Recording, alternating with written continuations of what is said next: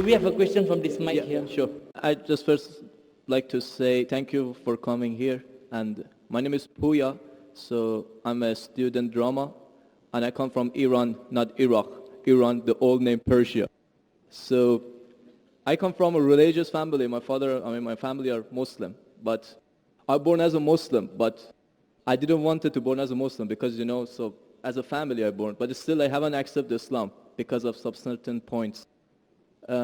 My main question was about the time, like ancient time, back to the 1,000 years ago, when the time the Islam come to my country and we became a Muslim. So as I read in the history and those kind of stuff, I found it out that the Arab countries, so they attacked my country and they invade my country and they brought Islam by force without my king accepted. So Persia was an old country and it was the most civilized country from the ancient time until now. We believe a real God, we were worshipping a real God, and our religion was Zartosh. So he was a prophet also. So we believe in good deeds, good thought, good words. So even Cyrus the Great, he was the king of the world and he was doing a lot of good things. Even some people, they was confused that they called him Masih. He was doing many good things, but he was never said, I'm a prophet, I'm a God. But even though that king, when he attacked the other country, he never killed a civilian, he never raped a woman, and he never made them to change the religion. Even somebody was worshipping a cow, he respect for them, even though he was worshipping a real God. He could make them to worship also same as what he's worshipping. But in the Islam way, if you're going to promote your religion, doesn't mean that you have to force it to somebody else or you have to make them to accept that religion, because human being means freedom. So anyone, they should have a right, human rights. So maybe those people, they didn't want that religion, so why they have to attack and to bring it by force? That was the main question that make my heart a bit to make me to my belief go down. So Brother, are you Parsi? Pardon? Yeah, I'm from Pars. Are you a Parsi? You mean Farsi? Are you a Parsi? Are you a Zoroastrian? No, I'm not following any religion. You don't belong to any religion. I don't believe. But you said your parents were? My parents are Muslim, but because of this confusion and stuff, I never try to follow the religion. I just believe in real God and doing the good things. So you believe in real God and good things. What are the good things? Where do you get the good things from? Good things like I don't harm the others. Whatever I'm doing, not try to harm the others. That's the first thing. As much as you can do the good things, even helping the others, and believe in the real God, not worshipping a stone or leaf or whatever. And I believe God is single. But I didn't. So you have your own philosophy. So you want to bring a new religion. I'm not going to make any religion. I'm just following my brain, because as I know, God gave us a brain. So I didn't make my mind busy by following the books. When I was 10 years old, was just thinking until now even. So I tried to follow my brain. Thinking, he's saying, God as long as not a stone. Who told you stone is not a God?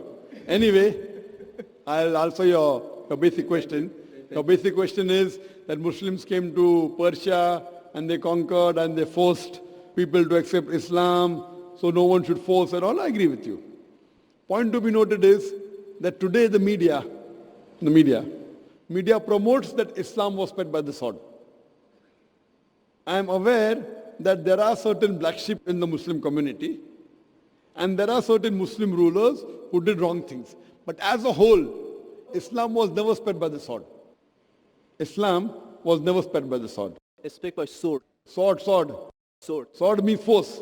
Force, yeah. Like you said, now Muslims came and conquered Persia, etc. You see everywhere it's happening. There are wars taking place. But in Islam, it's clearly mentioned in Surah Baqarah, chapter 2, verse number 256. La ikraha fid deen. There's no compulsion in religion. Truth stands out clear from error. What we see today, if we analyze, that we Muslims, we were the lord of the Arab lands for more than 1400 years. For the past 1400 years, the Muslims were the lord of the Arab lands. For a few years the Britishers came, for a few years the French came, but overall the Muslims were the rulers of the Arab land. Yet today, there are more than 9 million Christians who are Coptic Christians. That means they're Christians since generation. If the Muslims wanted, they could have forced each and every non-Muslim to accept Islam at the point of the sword in the Arab land. These more than 9 million Coptic Christians, they are giving Shahada. They are bearing witness that Islam was spread by the sword. We Muslims, we ruled India for more than 1,000 years. We ruled India for more than 1,000 years. If we wanted, we could have forced every non-Muslim Indian to accept Islam at the point of the sword. Today, more than 80% of the Indians are non-Muslims. These more than 80% non-Muslim Indians, they are giving shahada, they are bearing witness that Islam was inspired by the sword. Which Muslim army has come to Indonesia? Indonesia today has the largest number of Muslims in any country, more than 200 million Muslims. In Malaysia, more than 55% of the citizens of Malaysia are Muslim. I am asking you, which Muslim army came to Malaysia? Your country, which Muslim army came? Which Muslim army went to the east coast of Africa? It was the business, it was the traders.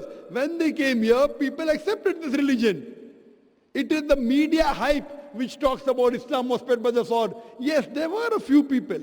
There were a few black sheep of the Muslim community. Brother, you asked the question, you're listening or you're raising the hand? Okay, sure. You asked the question, you gave the background, I listened to it, and now you want to raise your hand. I have not completed my answer. Okay, sure. Continue. If you ask the question, you should think. Because if you're thinking something, I'm a doctor. If you're thinking, that means you won't hear my answer. If I ask you to repeat, you won't be able to repeat 25%. So when you listen, you should give attention. I'm a doctor. I've done psychology also.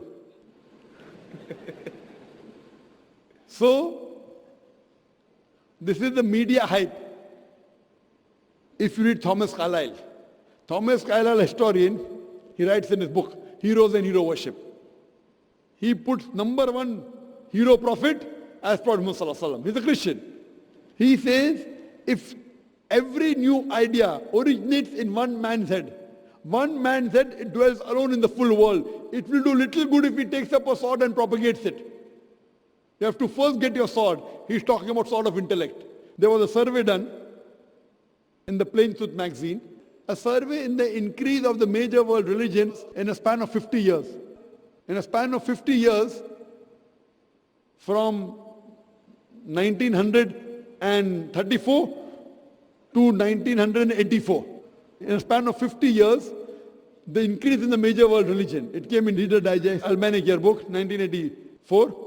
Number one maximum increase in any religion, it's Islam, 235%. Christianity, only 47%. I am asking you, which war took place between 1934 and 1984, which forced the non-Muslim to accept Islam? Which war? Which war? Today, leave aside the past. Today, the fastest growing religion in America is Islam. The fastest growing religion in Europe is Islam. I am asking you, who's forcing the Americans to accept Islam? Who's forcing the Europeans to accept Islam? You were not there born. Were you present in the past? Arabs came to my land and forced. Where were you present? This is history. Many things in history is false. So that's what? Okay. A very famous historian, Dilese O'Leary, he writes in the book, Islam at the Crossroad, page number 8. He says, history makes it clear that the legend of fanatical Muslims sweeping across the world, forcing Islam at the point of the sword, is the most fantastic, absurd myth that historians ever repeated. Who says that? Dilese O'Leary. History makes it clear that the legend of fanatical Muslims forcing Islam at the point of the sword over conquered races is the most fantastic, absurd myth that historians ever repeated. This is just in the media today. Muslim terrorist. I am asking you, did any Muslim attack you in this country? No, never. But the media says Muslims are terrorists. Yeah, media is just nonsense. Yes, same way your history is also nonsense. When media is nonsense, the history is also nonsense. Some is correct, some is wrong. That's the reason, if you hear the answer, I would like to end my answer with the quotation of Dr. Adam Pearson. Dr. Adam Pearson says that people who worry that one day nuclear weaponry will fall in the hands of the Arabs, they fail to realize that the Islamic bomb has already been dropped. The bomb of peace. It fell the day Prophet Muhammad, peace be upon him, was born. Good. Thank you, doctor, for your answer. But the point is, I didn't get the right answer because that's not media. That's history. And history is not something that can be written the false way. Because if it be written in a false way, it can be changed. But that was the true history in all over the world and is written every Brother, did you places. hear my quotation of Deleuze O'Leary? Can you repeat it? Repeat what? Repeat Deleuze O'Leary's quotation. I said it twice, not once, twice.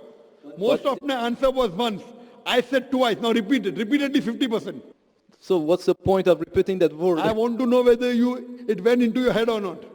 No, because that's what is in my head is, that is the history first thing. I am asking you, can you repeat the statement, the answer which I gave earlier? If you cannot repeat, that means it's useless me repeating the answer. You're not listening to me. You're thinking something. No, I'm listening to you. You're Can saying you repeat? that is made, that is can false, you that's the history. repeat the statement of Deleuze O'Leary, a very famous historian? No, I can't. I'm saying it for third time. Listen to it and go behind the queue. Deleuze O'Leary says that history makes it clear the legend of fanatical Muslims forcing Islam at the point of the sword over conquered races is the most fantastic, absurd myth that historians have ever repeated. Deleuze O'Leary says history has been telling falsehood, and you're saying history, I believe in history. Deleuze O'Leary is saying that what history says that Muslims are forcing Islam at the point of the sword is the most fantastic myth that historians have repeated. So you have got influenced by the myth. So now think it's a myth and forget it and believe in the fact. The fact is you read the Quran and inshallah I want you to revert to Islam. Revert back to the religion of your parents, inshallah. Okay. Okay, thank you.